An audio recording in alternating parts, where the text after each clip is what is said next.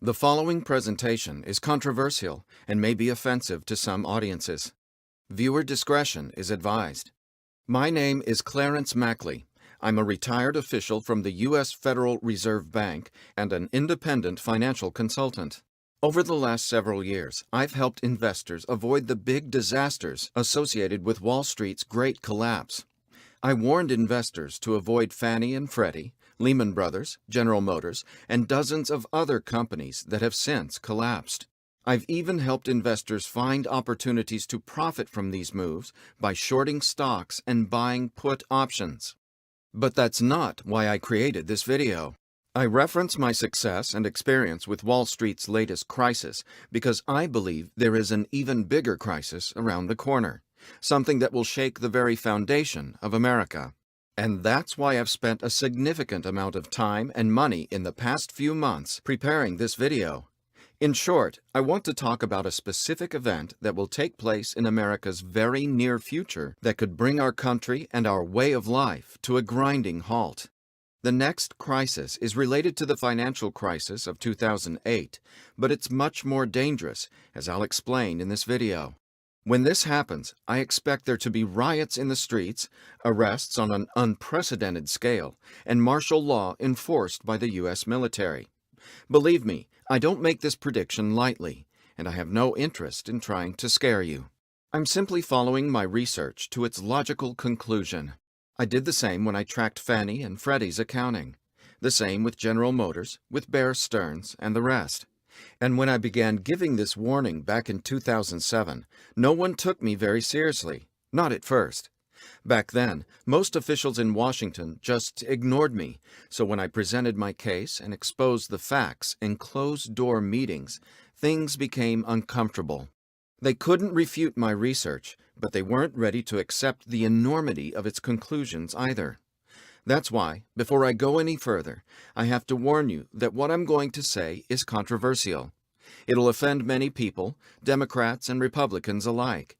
In fact, I've already received a ton of hate mail, and the ideas and solutions I'm going to present might seem somewhat radical to you at first, perhaps even un-American. My guess is, as you watch this video, you'll say, "There's no way that could really happen. Not here." But just remember, no one believed me in 2007 when I said the world's largest mortgage bankers, Fannie Mae and Freddie Mac, would soon collapse. And no one believed me when I said GM would soon be bankrupt as well. Or that the same thing would happen to Journal Growth Properties, the biggest owner of mall property in America. But again, that's exactly what happened. And that brings us to today.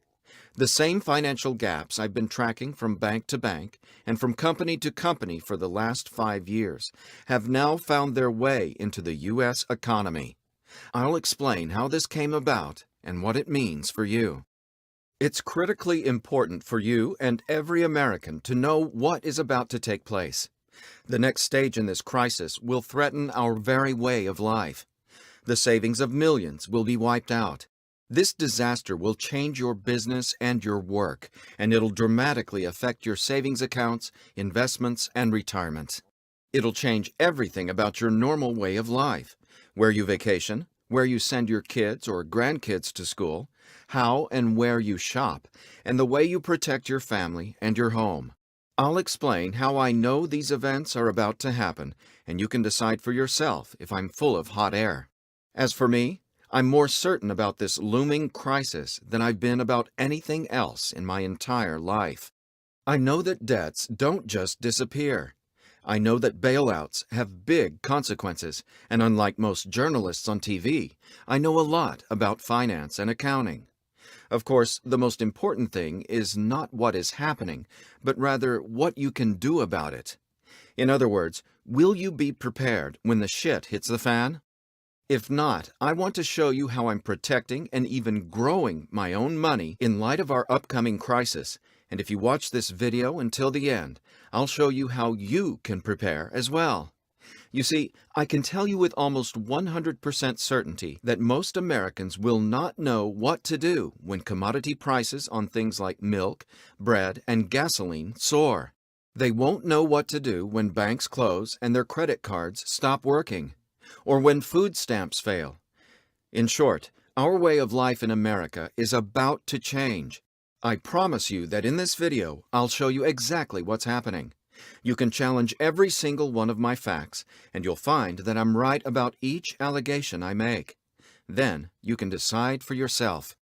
Will you act now to protect yourself and your family from the catastrophe that's brewing on Capitol Hill as we speak? If the answer is yes, you may want to follow my easy instructions. I'm going to walk you through exactly what I'm doing personally and what you can do as well.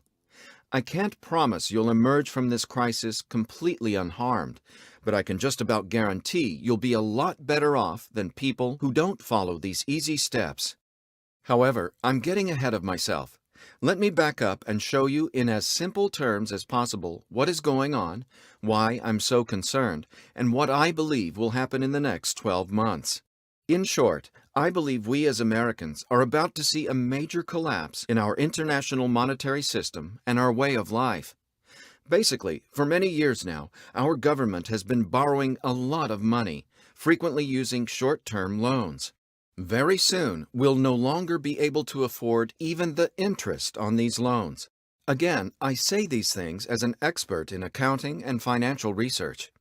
You may not think things are that bad in the U.S. economy, but consider this simple fact from the National Inflation Association. Even if all U.S. citizens are taxed at 100% of their income, it would still not be enough to balance the federal budget. We'd still have to borrow money just to maintain the status quo. That's absolutely incredible, isn't it? You've never seen this fact reported anywhere else. Normally, I study these kinds of numbers when I'm looking at a business to invest in or to recommend to my readers. But lately, I spend most of my time looking into our national balance sheet because as the banking system collapsed in 2008, the bad debts were absorbed by our government.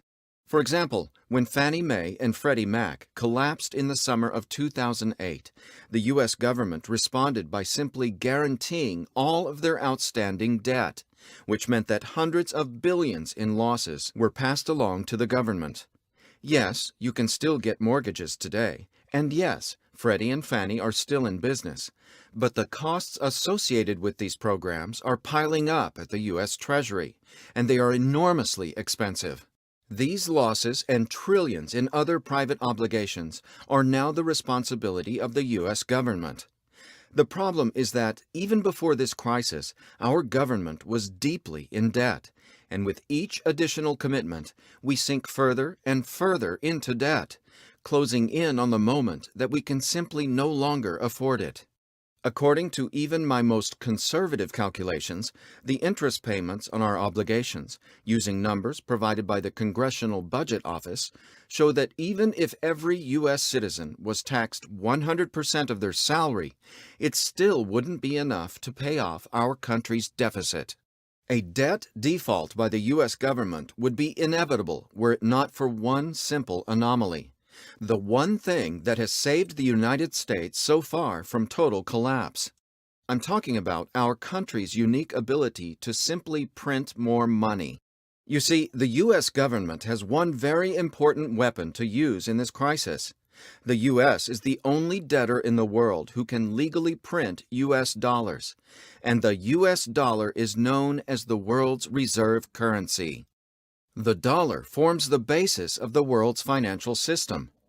It's what banks around the world hold in reserve against their loans, and that's a secret that most politicians don't understand. As things stand now, the U.S. government can't go broke in any ordinary sense because it can simply print more dollars to pay for its bad debts, and that's what it's been doing since March of 2009. That might sound pretty good at first, since we can always print more money. So what's there to worry about? Well, I'll show you. As things stand today, America is the only country in the world that doesn't have to pay for its imports in any foreign currency. Let's say you're British and you want to buy oil from Saudi Arabia. You can't just pay for your oil in pounds because oil is priced in U.S. dollars. So you have to buy dollars first, then buy your oil, and that means the value of the British currency is of great importance to the British government. To maintain the value of its currency, the British must produce at least as much as they consume from around the world. Otherwise, the value of its currency will begin to fall, causing prices to rise and a standard of living to decline. But in America, we can consume as much as we want without acquiring the money to pay for it, because our dollars are accepted everywhere around the world. Insured for decades now, we haven't had to produce anything or export anything to get all the dollars we need to buy all the oil and other goods our country requires. All we had to do was borrow the money, and boy did we. Since the late 1990s, we've been the world's largest debtor, and that was before the financial crisis. Today, our government owes more money than anyone else in the world, and we borrow close to $1 million a minute. With all of these bad debts piling up, we've had to begin repaying them by printing trillions of new dollars, and the impact of this is only now beginning to be felt. Once our creditors figure out what's happening, they're going to be very angry. I believe they'll either completely stop accepting dollars in repayment or greatly discount the value of our dollars. I'm sure you think that sounds crazy, but as I'll show you, it's already happening, and that will make our consumption-led life impossible to afford. Just think about the price of oil. Access to cheap oil has been America's #1 gift for owning the world's reserve currency. This has made gas cheaper in the U.S. than almost anywhere else in the developed world, paying, on average, 44% less than every other developed country. If oil is no longer priced in dollars, the price of oil for Americans will skyrocket immediately. It will change our lives overnight. Airline travel will get much more expensive. The cost to ship goods by truck to grocery stores around the country will also get much more expensive. Farming will get a lot more costly, and so will commuting to work or taking a taxi. Just about everything we do will also become much more expensive. And remember, in order for prices to start skyrocketing, all that has to happen is for other countries to start preferring payments in something other than US dollars. Maybe you don't think that'll happen, but I'm telling you it's already underway, and when this financial bubble finally bursts, it'll make the Greek debt crisis look like a walk in the park. So, what can you do? How can you protect yourself? I recommend moving your money into a safe asset to protect yourself from our upcoming financial disaster before it's too late. And there is one safe asset that can protect you from this inevitable crisis. If you want to find out what this asset is, and more importantly, when to invest in it, simply leave your contact information on the form on this page. Once you do that, you'll be redirected to a page revealing the one asset that can protect you from our economy's imminent crash. Good luck, and thanks for watching.